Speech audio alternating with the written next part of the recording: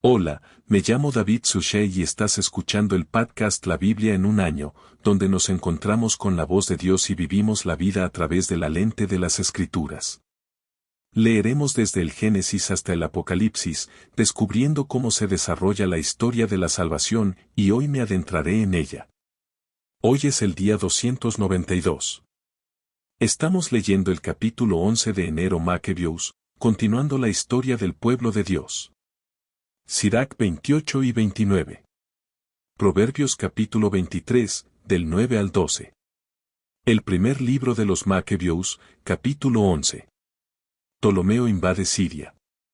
Entonces el rey de Egipto reunió grandes fuerzas como la arena a la orilla del mar y muchos barcos, y trató de apoderarse con engaños del reino de Alejandro y añadirlo a su propio reino. Partió hacia Siria con palabras pacíficas, y los habitantes de las ciudades le abrieron sus puertas y salieron a su encuentro para recibir a Alejandro. El rey les había ordenado que salieran a su encuentro, pues era suegro de Alejandro, pero cuando Ptolomeo entró en las ciudades, estacionó fuerzas como guarnición en cada una de ellas. Cuando se acercó a Asatus, le mostraron el templo de Dagón, incendiado, y tal como está y sus suburbios destruidos, y los cadáveres que yacían alrededor, y los cuerpos carbonizados de aquellos a quienes Jonatán había quemado en la guerra, pues los habían amontonado en montones a lo largo de su ruta. También contaron al rey lo que Jonatán había hecho para echarle la culpa, pero el rey guardó silencio. Jonatán se reunió con el rey en Jope con algunos hombres, se saludaron y pasaron allí la noche. Y Jonatán fue con el rey hasta el río llamado Luteris. Entonces el rey Ptolomeo se hizo con el control de las ciudades costeras hasta Salucia, junto al mar, y siguió urdiendo malvados designios contra Alejandro. Envió enviados al rey Demetrio, diciéndole, ven, hagamos un pacto entre nosotros, y yo te daré en matrimonio a mi hija, que es la mujer de Alejandro, y tú reinarás sobre el reino de tu padre, pues ahora me arrepiento de haberle dado a mi hija, ya que ha intentado matarme. Echó la culpa a Alejandro porque codiciaba su reino. Así que le quitó a su hija y se la dio a Demetrio. Se enemistó con Alejandro y su enemistad se hizo manifiesta. Entonces Ptolomeo entró en Antioquía y se puso la corona de Asia. Así puso sobre su cabeza dos coronas, la de Egipto y la de Asia. El rey Alejandro se hallaba entonces en Silesia, porque los habitantes de aquella región estaban sublevados, y Alejandro se enteró de ello y vino contra él en batalla. Ptolomeo salió a su encuentro con una fuerte fuerza y lo puso en fuga. Entonces Alejandro huyó a Arabia para encontrar allí protección, y el rey Ptolomeo fue exaltado, y Sabdiel el árabe cortó la cabeza de Alejandro y se la envió a Ptolomeo.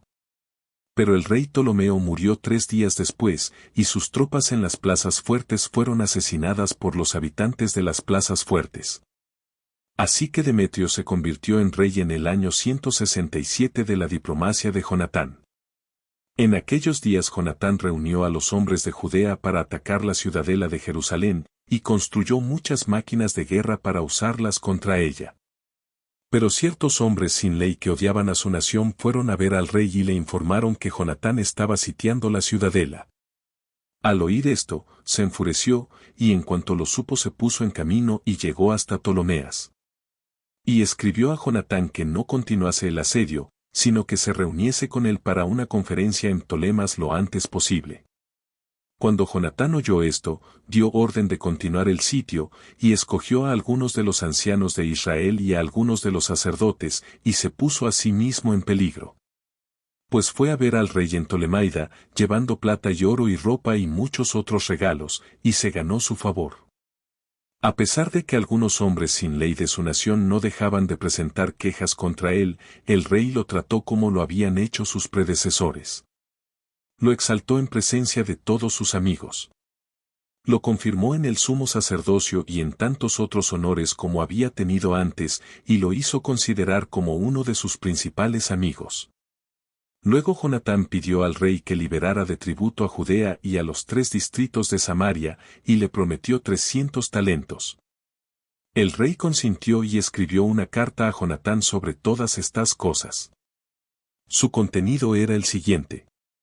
Rey Demetrio a Jonatán, su hermano, y a la nación de los judíos, saluda esta copia de la carta que escribimos acerca de ti al último.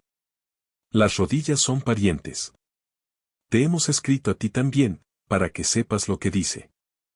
Rey Dimitries al último las rodillas su saludo del Padre a la nación de los judíos que son nuestros amigos y cumplen sus obligaciones a nosotros. Hemos determinado hacer el bien por la buena voluntad que muestran hacia nosotros.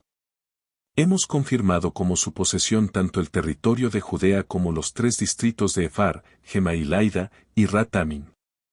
Estos últimos, con toda la región que los bordea, fueron añadidos a Judea desde Samaria, a todos los que ofrecen sacrificios en Jerusalén.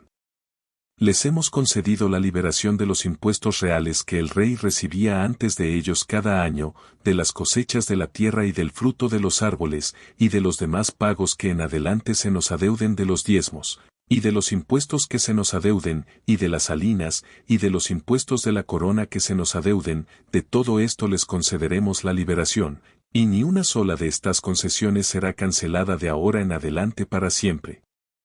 Ahora, por lo tanto, ten cuidado de hacer una copia de esto, y deja que sea entregada a Jonatán, y pon en un lugar visible en la montaña santa la intriga de Trifo. Cuando el rey Demetrio vio que el país estaba tranquilo ante él y que no había oposición, despidió a todas sus tropas, cada uno a su lugar, excepto a las tropas extranjeras que había reclutado en las islas de las naciones. Así que todas las tropas que habían servido a su padre le odiaban. Traífel había sido antes uno de los partidarios de Alejandro.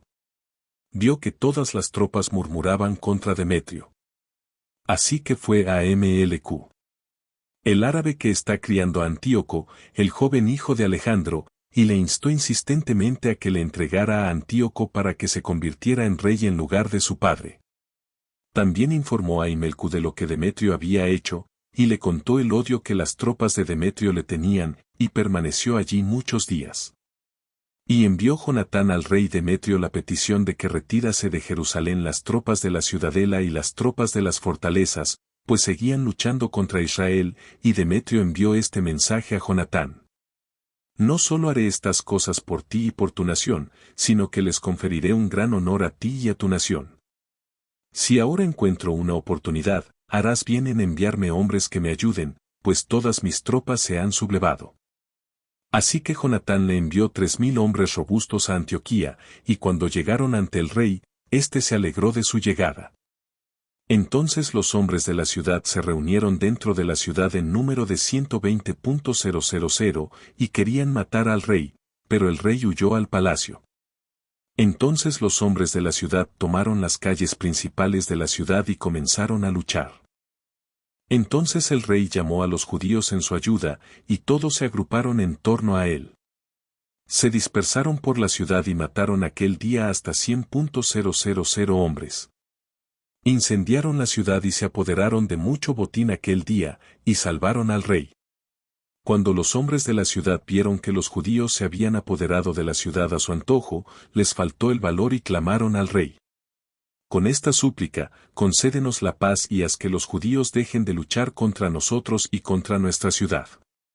Y arrojaron las armas e hicieron la paz.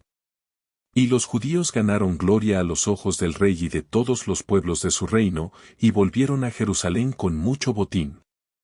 Entonces el rey Demetrio se sentó en el trono de su reino, y la tierra estuvo tranquila ante él, pero faltó a su palabra sobre todo lo que había prometido, y se enemistó con Jonatán, y no le devolvió los favores que Jonatán le había hecho, sino que lo oprimió grandemente. Trifo se hace con el poder. Después de esto regresó Trifo y con él el joven Antíoco, que comenzó a reinar y a ponerse la corona. Todas las tropas que Demetrio había desechado se reunieron en torno a él y lucharon contra Demetrio y éste huyó y fue derrotado y Trifo capturó a los elefantes y se hizo con el control de Antioquía. Entonces el joven Antíoco escribió a Jonatán diciendo, te confirmo en el sumo sacerdocio y te pongo al frente de los 4 distritos y te hago uno de los amigos del rey. Y le envió platos de oro y un servicio de mesa, y le concedió el derecho de beber en copas de oro y vestirse de púrpura y llevar una hebilla de oro. Simón, su hermano. Hizo gobernador desde la escala del cansancio hasta las fronteras de Egipto las campañas de Jonatán y Simón. Entonces Jonatán partió y viajó más allá del río y entre las ciudades, y todo el ejército de Siria se reunió a él como aliados. Cuando llegó a preguntar a Alón, la gente de la ciudad lo recibió y le rindió honores. De allí partió hacia Gaza, pero los hombres de Gaza le cerraron el paso. Entonces la sitió, incendió sus arrabales y los saqueó. Entonces los habitantes de Gaza suplicaron a Jonatán, y él hizo la paz con ellos, tomó como rehenes a los hijos de los jefes y los envió a Jerusalén. Y atravesó el país hasta Damasco. Entonces Jonatán se enteró de que los oficiales de Demetrio habían llegado acá desde Galilea con un gran ejército, con la intención de destituirlo. Salió a su encuentro, pero dejó a su hermano Simón en el campo. Simón acampó ante Bet-Sur y luchó contra él durante muchos días y lo cercó. Entonces le pidieron que les concediera la paz, y así lo hizo. Lo sacó de allí, tomó posesión de la ciudad y estableció una guarnición sobre ella. Jonatán y su ejército acamparon junto a las aguas de Gnisret. Temprano por la mañana marcharon al plano de Suor, y he aquí que el ejército de los extranjeros le salió al encuentro en el plano. Le habían tendido una emboscada en las montañas, pero ellos mismos se encontraron con él cara a cara. Entonces los hombres de la emboscada salieron de sus lugares y se unieron a la batalla. Todos los hombres que estaban con Jonatán huyeron. No quedó ni uno de ellos, excepto Matatías, hijo de Absalón, y Judas, hijo de Calfi, comandantes de las fuerzas del ejército. Jonatán se rasgó las vestiduras, se puso polvo en la cabeza y lloró. Luego volvió a la batalla contra el enemigo y los derrotó, y ellos huyeron. Cuando sus hombres, que huían, vieron esto, volvieron a él y se unieron a él en la persecución hasta Cades, donde habían acampado. Hasta 3000 de los extranjeros cayeron ese día, y Jonatán regresó a Jerusalén. Libro de Sirac, capítulo 28. El que se venga sufrirá la venganza del Señor, y establecerá firmemente sus pecados. Perdona a tu prójimo el mal que haya hecho, y entonces tus pecados serán perdonados. Cuando reces. ¿Acaso un hombre alberga ira contra otro y, sin embargo, busca la curación del Señor? ¿No tiene misericordia hacia un hombre como él y, sin embargo, reza por sus propios pecados? Si él mismo, siendo carne, mantiene la ira, buscará entonces el perdón de Dios, que hará expiación por sus pecados. Recuerda el fin de tu vida y deja la enemistad. Recuerda la destrucción y la muerte, y sé fiel a los mandamientos. Acuérdate de los mandamientos y no te enfades con tu prójimo. Recuerda el pacto del Altísimo y pasa por alto la ignorancia. Porque el hombre dado a la ira encenderá contiendas, y el hombre pecador perturbará a los amigos e inyectará enemistad entre los que están en paz. En proporción al combustible para el fuego, así será el ardor, y en proporción a la obstinación de la contienda será el ardor. En proporción a la fuerza del hombre será su ira, y en proporción a su riqueza aumentará su ira. Una disputa precipitada enciende el fuego, y la contienda urgente derrama sangre. Si sopla sobre una chispa, brillará. Si escupe sobre ella, se apagará y ambas cosas saldrán de tu boca. Maldice al susurrador y al engañador, pues ha destruido a muchos que estaban en paz. La calumnia ha sacudido a muchos y los ha dispersado de nación en nación, y ha destruido ciudades fuertes y derribado las casas de grandes hombres.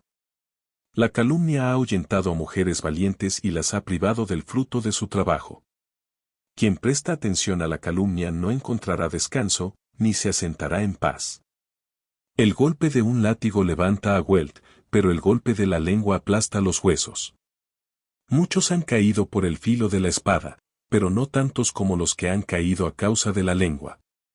Feliz es el hombre que está protegido de ella, que no ha sido expuesto a su ira, que no ha llevado su yugo, y no ha sido atado con sus cadenas, porque su yugo es un yugo de hierro, y sus cadenas son cadenas de bronce. Su muerte es una muerte maligna, y el Hades es preferible a ella. No será amo sobre los piadosos, y no serán quemados en su llama. Aquellos que abandonan al Señor caerán en su poder. Arderá entre ellos y no se apagará. Se enviará contra ellos como un león, como un leopardo. Los destrozará. Procura cercar de espinos tu hacienda, guarda bajo llave tu plata y tu oro, haz balanzas y balanzas para tus palabras, y pon puerta y cerrojo a tu boca. Cuídate de no errar con tu lengua, para que no caigas delante del que te acecha. Capítulo 29 sobre prestar y tomar prestado en casa y la hospitalidad. El que muestra misericordia prestará a su prójimo, y el que lo fortalece con su mano guarda los mandamientos. Presta a tu prójimo en el momento de su necesidad y, a su vez, retribúyele con prontitud. Confirma tu palabra y mantén la fe con él, y en toda ocasión encontrarás lo que necesitas. Muchas personas consideran un préstamo como una ganancia inesperada y causan problemas a quienes les ayudan. Un hombre besará la mano de otro hasta conseguir un préstamo, y bajará la voz. Y hablando del dinero de su prójimo, pero en el momento de la devolución se demorará y pagará con palabras despreocupadas y encontrará defectos en el tiempo. Si el prestamista ejerce presión, apenas recuperará la mitad, y lo considerará una ganancia. Si no lo consigue, el prestatario le habrá robado su dinero y le habrá convertido innecesariamente en su enemigo. Le devolverá con maldiciones y reproches, y en lugar de gloria le devolverá con deshonra. Por eso, a causa de tanta maldad, muchos se han negado a prestar. Han temido ser defraudados inútilmente. Sin embargo, ten paciencia con el hombre humilde y no le hagas esperar tu limosna. Ayuda al pobre por los mandamientos, y por su necesidad no le despidas con las manos vacías. Pierde tu plata por el bien de un hermano o de un amigo, y no dejes que se oxide bajo una piedra y se pierda. Guarda tu tesoro según los mandamientos del Altísimo, y te será más provechoso que el oro. Acumula limosnas en tu tesoro, y te librará de toda aflicción. Más que un escudo poderoso y más que una lanza pesada, luchará en tu favor contra tu enemigo. El hombre de bien será fiador de su prójimo, pero el que ha perdido el sentido de la vergüenza le fallará. No olvides toda la bondad de tu fiador, pues ha dado su vida por ti. Un pecador derribará la prosperidad de su fiador, y uno que no se sienta agradecido abandonará a su Salvador. Ser fiador ha arruinado a muchos hombres que eran prósperos y los ha sacudido como una ola del mar. Ha llevado al exilio a hombres poderosos que han vagado entre naciones extranjeras. El pecador que ha caído en el barco de la seguridad y persigue la ganancia caerá en pleitos. Ayuda a tu prójimo según tu capacidad, pero cuídate de ti mismo para no caer. Lo esencial para la vida es agua y pan y vestido y casa para cubrir la desnudez. Mejor es la vida de un pobre al abrigo de su techo que la comida suntuosa en casa ajena. Conténtate con poco o con mucho. Es una vida miserable ir de casa en casa, y donde eres forastero no puedes abrir la boca. Harás de anfitrión y darás de beber sin que te lo agradezcan, y además oirás palabras amargas. Ven aquí, forastero, prepara la mesa, y si tienes algo a mano, dámelo de comer. Da lugar, forastero, a una persona honrada. Mi hermano ha venido a quedarse conmigo. Necesito mi casa. Estas cosas son difíciles de soportar para un hombre que ha sentido el regaño del alojamiento y el reproche del prestamista. Libro de los Proverbios, capítulo 23, versículos 9 a 12. No hables a oídos de un necio, pues despreciará la sabiduría de tus palabras. No remuevas un mojón antiguo ni entres en los campos de los huérfanos, porque el Redentor es fuerte. Él defenderá su causa contra ti. Aplica tu mente a la instrucción y tu oído a las palabras de conocimiento. Padre que estás en los cielos, te alabamos y te damos gloria. Muchas gracias por este regalo. Gracias por desplegar la historia. Esto forma parte de nuestra historia, de la historia de los Macabeos, de la historia del pueblo de Israel y de la historia del mundo. Señor Dios, tu mano está oculta en los asuntos de nuestras vidas, y te pedimos que por favor nos des los ojos de la fe para que podamos ver que estás obrando. Danos un corazón de fe para que podamos confiar en tu presencia, y danos una fe viva y activa para que podamos poner en práctica tus mandamientos, poner en práctica tu sabiduría, y ayúdanos a seguirte hoy y todos los días. Te lo pedimos en el nombre de Jesús. Amén. En el nombre del Padre, del Hijo y del Espíritu Santo. Amén. Ok, así que un par de cosas rápidas. Tal vez 3 cosas rápidas. ¿Qué tal si vamos a las escuelas semi-inversas 312? Entonces Proverbios primero, hay un proverbio que escuchamos hoy que es muy similar a un proverbio que escuchamos anteriormente y es: no remuevas un monumento antiguo o entres en los campos de los huérfanos, porque el Redentor es fuerte. Él defenderá su causa contra ti. Básicamente había un proverbio que habíamos oído antes que era también ese tipo de sentido de cómo no remuevas esas estatuas antiguas, esas señales antiguas, esas estatuas antiguas, y esa es la palabra equivocada para ello. Pero ese punto de referencia, ese tipo de situación de no derribar altares, así que no derribar vallas, esencialmente ese sentido de si me encuentro con algo y esto es tan interesante, es solo que cuando se trata de sabiduría, hay un hombre llamado G.K. Chesterton y puede que no sea el primero en señalarlo. De hecho tenemos que escuchar el libro de Proverbios. Pero Chesterton había señalado en un momento que era un hombre que fue ateo durante mucho tiempo, a principios de 1900, y se convirtió al catolicismo. Y una cosa que dijo cuando se trataba de la sabiduría, y esta es una de las cosas en las que estamos tratando de crecer a medida que seguimos la palabra de Dios, es tratar de ir y crecer en sabiduría. Él dijo: si fueras a comprar un pedazo de tierra y te encontraras con una cerca en tu pedazo de tierra y no supieras por qué estaba ahí. Él dijo que la cosa más tonta sería decir: no sé por qué esto está aquí, voy a derribarlo. Lo más insensato sería decir: no sé por qué alguien construyó esto. No le veo ninguna utilidad. Vamos a eliminarlo, dijo. Eso sería lo más tonto que podrías hacer, derribar algo porque no entiendes por qué alguien lo construyó en primer lugar. Y eso es tan sabio porque muchas veces, sabes, cuando nos encontramos con el Señor, o incluso en cualquier momento de nuestra vida diaria, puede que no entendamos un mandamiento de Dios y digamos: bueno, no sé por qué esto está aquí, simplemente descartémoslo. Podrías encontrarte con la sabiduría de Dios y pensar como: no sé exactamente qué es.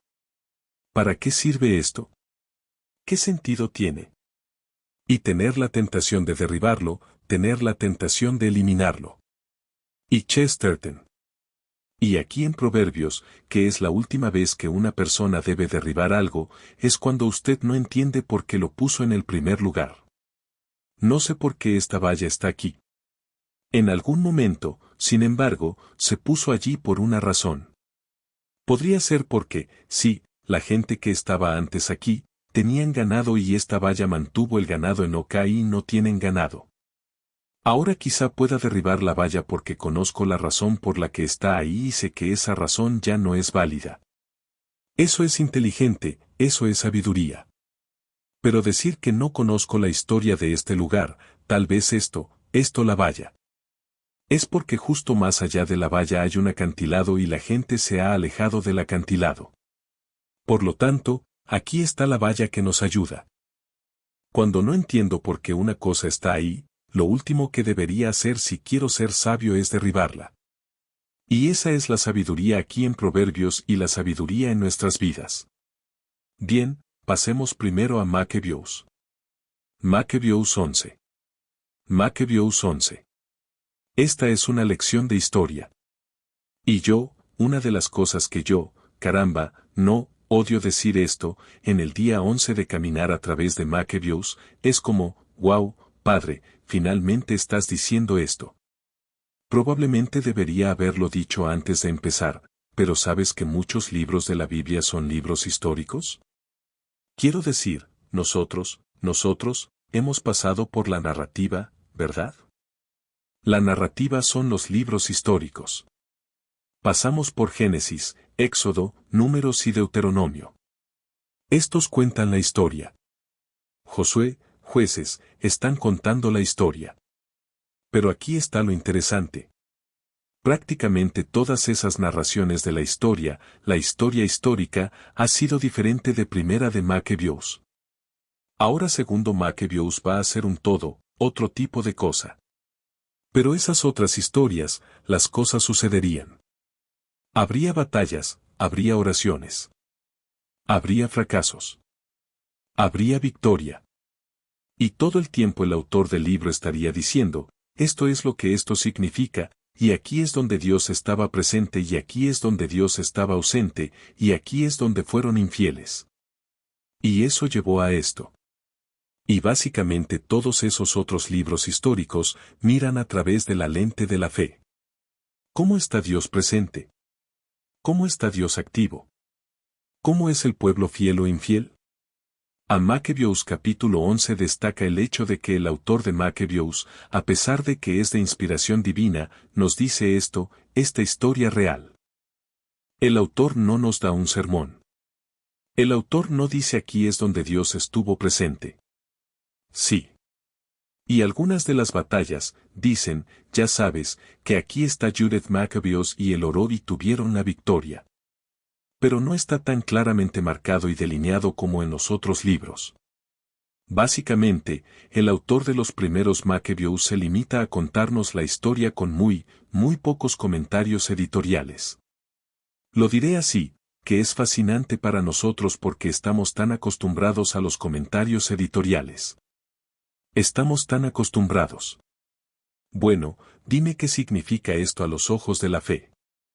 Y sin embargo, como vamos a Macabeos, tenemos que darnos cuenta de que este es un libro de fe. Pero el sermón queda fuera, si eso tiene algún sentido. Así que mientras continuamos con Macabeos, sabes que quedan 16 capítulos, Macabeos 5. Tengan eso en mente, los sermones van a quedar fuera. Así que estamos recibiendo la historia del ascenso en la caída de estas dinastías y el ascenso en la caída de estos reyes. Y, básicamente, como Yad dijo en el primer día de esta revuelta macabea periodo de tiempo. Y como ha señalado esto, dijo que esta sigue siendo la historia del pueblo de Israel. Y esto no es Dios callado durante 400 años.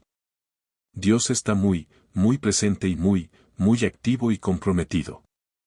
Pero tenemos que tener los ojos para verlo por nosotros mismos, porque el autor no lo va a señalar aquí en primer Macabeos. Ok, una última cosa rápida. Dios, Sirac, ya sabes, Sirac es muy parecido a Proverbios. Va a ser muy parecido a algunos de los otros libros de sabiduría. Y a veces puede parecer un consejo inconexo. Y sin embargo, hay temas que aparecen con mucha regularidad. Uno de esos temas es el poder de las palabras. Y así en el capítulo 28, comenzando con un gash, tú, puedes comenzar con el primero. Pero voy a saltar al versículo 11. Dice que una disputa apresurada enciende fuego y una contienda urgente derrama sangre. Sí, ese sentido de, cielos, cuántas veces la gente, las familias, los hermanos, las hermanas, los padres han sido divididos a causa de una disputa precipitada. Nos hemos precipitado en una pelea que no debíamos, pero lo hemos hecho. Pero continúa diciendo, ¿de dónde viene eso? Y me encanta esto. Esencialmente un proverbio aquí en Serac 28 versículo 12, si sopla sobre una chispa, brillará. Si escupe sobre ella, se apagará y ambas saldrán de tu boca. Pienso en cómo eso es tan cierto que sabes que ha soplado una chispa, soplado una brasa y brillará y con suerte se convertirá en una llama. Si quieres la llama, pero escupe sobre ella y apagas la brasa. Y ambos provienen de la misma fuente. Entonces, ¿cuáles son las cosas que salen de mi boca? ¿Traen calor y luz o traen destrucción y devastación? Continúa diciendo verso 13, maldice al susurrador y engañador. Porque ha destruido a muchos que estaban en paz.